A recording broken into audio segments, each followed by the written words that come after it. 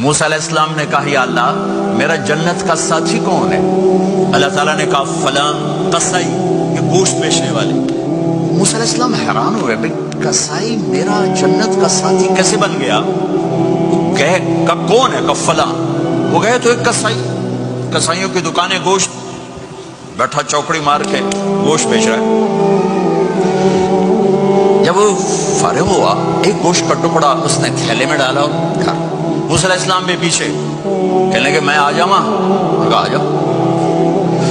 اس نے جا کے گوشت کی بوٹیاں بنا کر ہانڈی پہ چڑھایا، آٹا گوندنے بیٹھا، پھر اس کو نرم ہونے دیا، سالن تیار کیا، روٹی بنائی، تھالی میں پلیٹ میں سجا کر ایک بڑھیا ایسے لیٹی ہوئی ہو، اس کو کہتا ماں جی ماں جی، اس کو اٹھایا، نوالے بنا کے کھلاتا رہا کھلاتا رہا کھلاتا رہا۔